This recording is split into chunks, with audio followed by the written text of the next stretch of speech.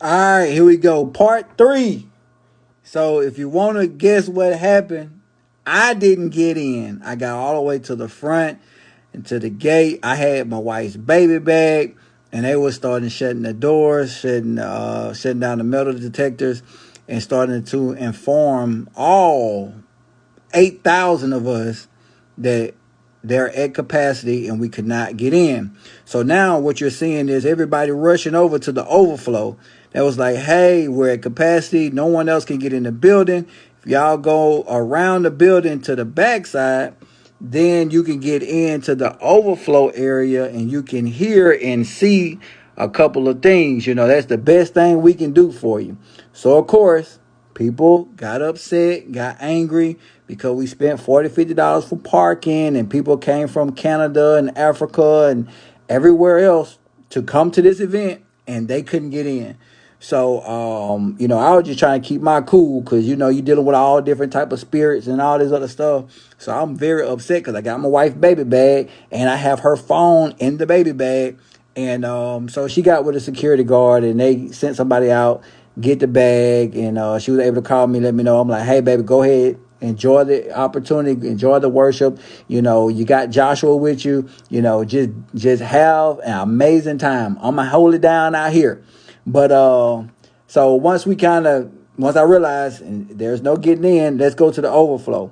So what you're going to see is everybody going over here to the overflow, and then I'm going to see for the very first time that there was 10,000 people on the other side of the building already as well.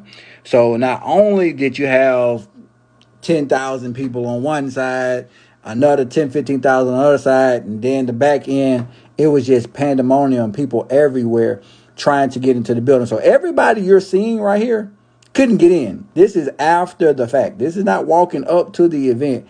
This is everybody that couldn't get in, including myself. Although my wife got a chance to get in.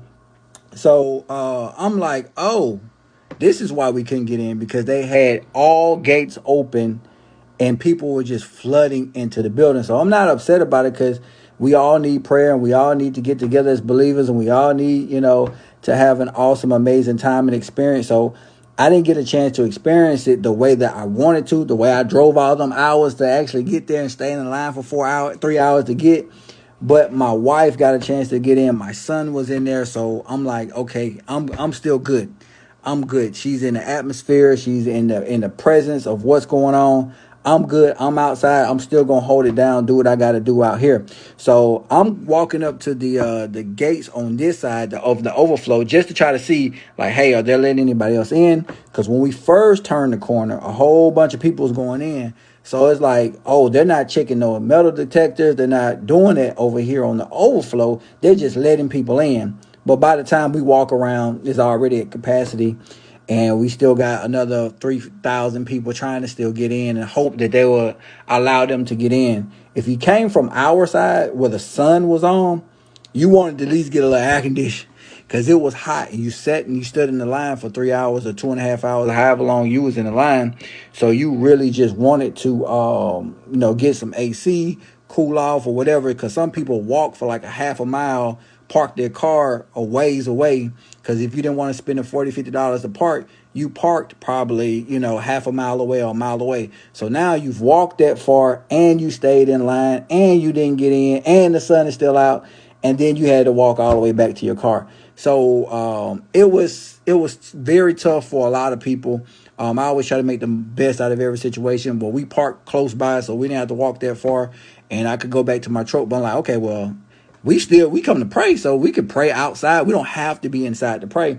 So me and these guys, he didn't know I had my metal glasses on, so they just talking and just being friendly and just, they didn't know that, that they came from Texas or something like that to come down to the event. Of course, they didn't get in, so we just all just, just trying to make the best out of the situation.